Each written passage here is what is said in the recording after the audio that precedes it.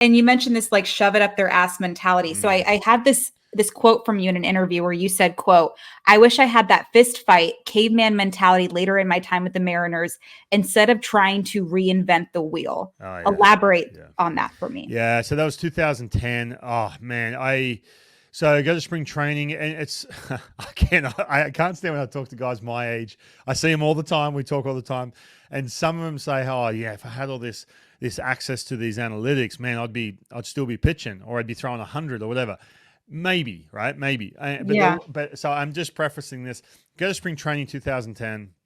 And this is a point where I'm coming off a good year in 2009 with the Mariners. I'm in the rotation, and it's all like, oh yeah, like everyone's like, kissing my ass a little bit and too much. And I do so much better when I have to fight for a spot, right? Because my Right. whole career I did that. That's Even what in, you did. Yeah. yeah, even in 2009, I'm coming off a good year in 2008, and they still said, oh hey, we new coaching staff, we're trying to figure out the rotation.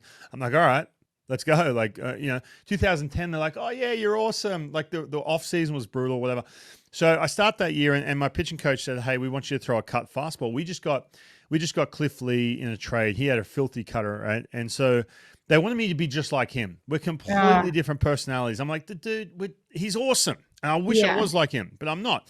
And they wanted me to hang out with him and all this. And they wanted me to, like, kind of essentially to pitch like him, right? Hmm. I remember that. I was like, oh, man. So I spent all this whole spring training trying to throw this cut. It was just dog shit. It was like 85 miles an hour, just no late life. I think I got one swing and miss on it the whole time. It was just Wow. so I go into April anyway.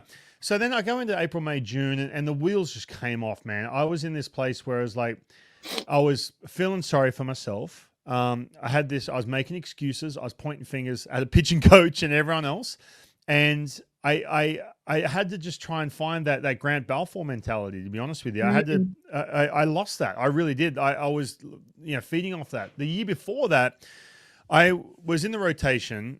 I have an injury early in the year in 2009. I get to go to AAA. Go to do a rehab assignment, and then there's guys who are killing it in the rotation, and I'm like, where the hell do I fit in?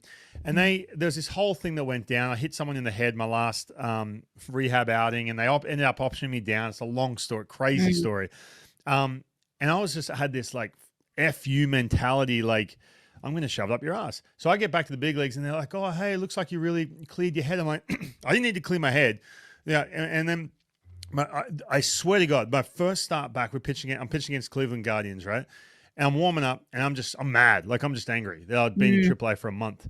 Yeah. And they're like, and then the pitching coach is like, oh, it looks like, you really, you're working on some of that stuff we talked about. I'm like, hey, Rick Adair, the pitching coach, with all due respect, man, just leave me alone. I got it. Leave me Mm. alone. Like, and I just went out, and I was on Was a he streak. okay? Did he embrace that? Like, Yeah, okay, he was okay. cool. We'll call Yeah. that year. Yeah, he's like, all Yeah. right, all right. I was just he just knew I was just like, I was mad at the GM. I was mad at a bunch of other things just because like some of the things that I was talking about, I'm like, that's not true. And I Mm. was like, all right, here we go. And then I just went for it. And then I lost that in 2010. And I needed just to get back to that, like that fighting mentality. I just lost it, and I kept feeling sorry for myself. I was like really taking for granted that I'm a major league player. I went from Yeah. this kid who's like, oh my god, holy shit, I'm in the big leagues. Don't lose this to like, oh, this sucks. This blah blah blah. Like everything was just, it was a wet noodle. I was a wet noodle, and I just had to get out of my head. And I'll never forget it. A lesson learned. I'll never, ever go back to that or take anything for granted ever again. Even with what I'm doing now. No chance.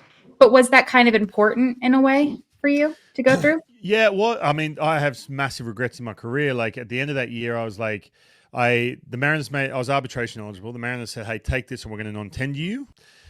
I was like, oh, maybe it's better somewhere else. And it wasn't. I ended up signing with the Astros, and it was just an absolute mess. But it was that it was important because put it this way, the lesson would have been much better if it was in like a 3-week span as Mm. opposed to a full year where it just derailed my Right. career, if that makes sense. It took It me does. too long to figure it out. That's for sure.